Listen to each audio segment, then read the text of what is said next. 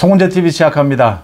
민주당에서 각종 망언이나 이런 막말들이 터져 나오고 있는데도 뒷수습이 되지 않고 있습니다. 그러니까 지도부에서는 사과한다라고 하는데 이게 신용만 사과 아니냐. 또 당사자들은 사과도 하지 않고 책임도 지지 않고 오히려 반발하고 있습니다. 그러니까 총선을 앞두고 민주당이 4분 오열되면서 스스로 무너지는 모습을 보여주고 있다고 하는 겁니다. 홍익표 원내대표 민주당에 잠시 전에 다시 또 사과를 했습니다. 그러니까 이 최강욱의 설치는 암컷 이것에 대해서 국민들의 반발이 거세니까 이재명도 사과하는 척 했고 엄중하게 대처하겠다라고 했고 조정식 사무총장도 사과를 했습니다. 그 다음 홍익표가 사과를 하면서 원내대표인 자신이 가장 큰 책임이 있다. 자신이 특별한 조치를 취해야 될 것으로 본다. 이렇게까지 이야기를 했습니다. 그런데 최강욱은 아직까지 사과를 하지 않고 있고 그 다음 최강욱이 이렇게 설치는 암컷 이 이야기를 할 때 박수를 쳤던 민형배, 김용민 등은 사과를 하지 않고 있습니다. 오히려 반발을 하고 있습니다. 그러니까 민주당 의원들의 단체 채팅방에서 지금 이 문제를 놓고 설전이 벌어졌습니다. 민주당 의원들 사이에서 이 말싸움이 벌어졌습니다. 어젯밤이었습니다. 이 단체 채팅방에서 이원욱 의원이 우리 당이 어찌 이렇게 망가졌나 개탄스럽다라고 하면서 이 최강욱의 암컷 이 이야기를 문제를 삼았습니다. 그러니까 민형배가 나서서 그 자리에 있었던 민형배입니다. 민형배의 출판 기념회 자리였습니다. 이 민형배가 나서서 조선일보가 너무 심하게 보도를 한 것이다. 조선일보가 민주당의 기준이 되어서는 안 된다. 이렇게 언론 탓을 했습니다. 오영환이 나서서 제발 특정 언론이나 특정 보수단체, 특정 당내 소수 의견이란 이유로 명백하게 잘못한 것에 대한 비판마저 매도하지 말라 지적을 했습니다. 가장 결정적으로는 부산 의원입니다.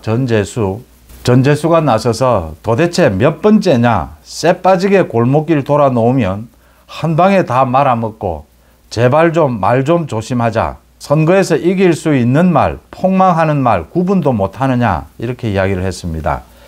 이게 지금 민주당이 이렇게 되면 이제 당이 완전히 쪼개지는 모양을 보일 수밖에 없습니다. 이 사안에 대해서. 그러니까 이 전재수가 부산의 북강서갑입니다. 이 전재수가 이 자신이 쎄 빠지게 골목길 돌면서 선거운동을 해놓으면 뭐 하느냐. 이 말 한마디에 이 망언 한마디에 선거 다 망치는 것이다. 이렇게 내분이 일어나고 있는 것입니다. 전재수가 또 이야기를 했습니다. 제발 좀 신중하자. 생각나는 대로 분노하는 대로 거칠게 다 쏟아낼 거면 정치하는 사람이 아니라 유튜브 하는 사람이다. 이렇게 이야기를 했습니다. 전재수가 참 화를 내는 것은 이해를 하는데 이 뭐 유튜브 하는 이 뭐 말만 나오면 유튜브는 뭐 언제나 욕이나 하고 이런 견해들이 많은데 유튜브는 바다입니다. 바다. 그러니까 이렇게 거칠게 폭언하는 이런 유튜브도 있지만 그렇지 않은 유튜브도 있습니다. 그래서 유튜브도 좀 가려서 유튜브에 대해서 이야기할 때도 공격을 할 때도 가려서 하는 것이 맞고요. 전재수 그러니까 부산이나 이렇게 민주당으로서 험지인 이런 부산에 있는 의원들이나 선거운동을 해야 되는 사람들은 이 미치고 환장하는 겁니다. 이 말 한마디로 부산은 끝나는 겁니다. 부산 선거는. 그런데 민주당은 전재수는 이 일 아니어도 부산은 이미 망한 선거다. 민주당으로서는. 부산 경남 마찬가지입니다. 특히 부산은 오는 28일 이제 2030 엑스포가 결정이 됩니다. 이 엑스포 유치에 성공하든 성공하지 못하든 부산 엑스포를 회방 놓기 위해서 민주당이 무슨 짓을 했는가를 부산 시민들은 똑똑히 기억하고 있습니다. 이재명이 뭐 대표 선수지 않습니까? 형수 쌍욕. 이재명의 이 뭐 엄중한 대처 이게 먹혀들겠습니까? 지금 당장 최강욱을 비롯해서 민형배, 김용민, 친 이재명이다라고 하는데도 이재명 말 듣지도 않습니다. 뭐 자기가 뭘 잘못했는데 뭐 이런 식입니다. 홍익표가 이 엄중한 조치가 필요하다라고 했는데 이 도려낼 수 있습니까? 당에서 이재명부터 도려내야 할 텐데 이재명 책임을 묻고 났을 텐데 이거 이재명을 도려내지 않고 이 의원들에게 책임을 물을 수 있느냐라는 겁니다. 또 허영 의원이 있습니다. 허영.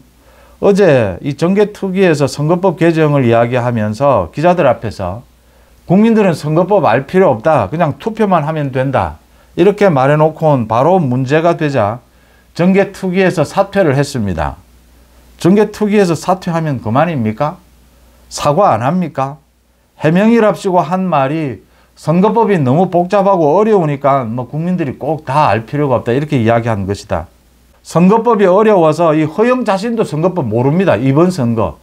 이게 지금 구체적으로 표를 어떻게 나누는 건지 자신도 모릅니다.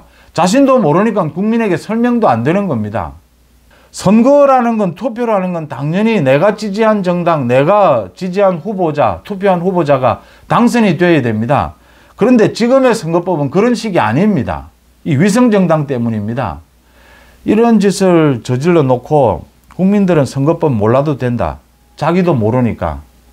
이런 폭언, 막말, 이게 선거에서 얼마만큼 치명적이다라는 걸 민주당도 아는 겁니다. 그런데 어떤 뭐 조치를 못하는 겁니다. 최강욱 같은 경우에는 이제 배지도 날아갔고 뭐 이판사판입니다. 당이고 뭐고 뭐 필요 없는 겁니다. 막 가는 겁니다. 이제 민형배 뭐 마찬가지입니다. 김용민 마찬가지입니다. 대통령에 대한 탄핵을 짓거리고도 당에서 분명하게 선을 긋는데도 민주당에서 대통령의 탄핵, 지금 한동훈 법무부 장관에 대해서도 탄핵을 못하는 민주당이 무슨 대통령에 대한 탄핵입니까? 이렇게 당에서 선을 긋는데도 돌아다니면서 대통령 탄핵을 짓거립니다. 송영길은 뭐 계속해서 매일같이 민주당이 200석을 획득할 수 있다. 200석을 획득해야 된다. 거의 정신 나간 소리를 떠들고 있습니다. 이재명은 참 이러지도 저러지도 못할 겁니다. 뭐 자신이 이야기만 하면 뭐 너는 떳떳하냐. 네가 한 짓을 생각해라. 이런 식이 되니까 탄핵 이야기가 나와서 말씀을 드립니다. 이 헌법에 관련되는 것입니다. 민주당 때문에, 이재명 때문에 제가 우리 국민들이 법에 대해서 엄청나게 많이 알게 됐고, 또 하나 우리 법이 얼마나 많은 허점이 있는가를 이재명 때문에 알게 됐습니다. 그러니까 우리 지금 사법 시스템의 허점을 이재명이, 법꾸라지인 이재명이 어떻게 파고들어서 이걸 악용해서 자신의 정치적 이익으로 해왔는가라는 걸 지금 생각하게 됐습니다. 헌법 문제입니다. 탄핵 문제입니다. 이게 1987년에 이 헌법이 바뀌면서 대통령에 대한 탄핵은 그대로 있습니다. 그런데 국회의원에 대한 탄핵은 없어졌습니다. 국회의원에 대한 탄핵이 있습니다. 국회의원을 소환할 수도 있고 주민이 소환할 수 있는 법안도 있고 또 국회를 해산할 권리가 대통령에게 있었습니다. 그런데 이게 없어졌습니다. 국회는 대통령을 탄핵할 수 있는데 대통령은 국회를 해산할 수 없습니다. 이게 균형이 맞느냐라는 걸 지금 이재명 사태에서 이 민주당이 국회에서 독재를 하고 있는 이 부분에서 확실하게 느낄 수 있는 겁니다. 이건 이상한 것 아니야? 대통령을 탄핵하지도 못하면서 대통령을 무조건 탄핵 발의를 해서 대통령을 업무에서 배제시킨다. 이게 가능하단 말이냐? 그러면 대통령은 국회에 대해서 어떻게 견제할 수 있느냐? 법안을 거부하는 것 이외에 대통령이 국회 해산권이 없습니다. 이건 균형이 맞지 않다라는 이야기가 나오게 되는 것이고요. 또 탄핵안을 발의를 해서 의결을 하게 되면 곧바로 대통령이나 장관에 대해서 업무에서 배제를 시키는, 직무정지시키는 이 조항도 문제가 있다. 이게 왜 문제가 되느냐 하면 과거 같은 경우에 한동훈 장관이 지적하는 부분입니다. 탄핵은 최후의 방법이어야 한다. 그런데 지금 민주당은 탄핵을 매일같이 떠들고 있습니다. 국회 해산시키는 것, 이 헌법 개정하는 문제, 국회의 불체포 특권 또 면책 특권 이걸 없애는 것 같이 함께 헌법 개정하는 문제를 생각해 봐야 된다. 설득력을 얻고 있습니다.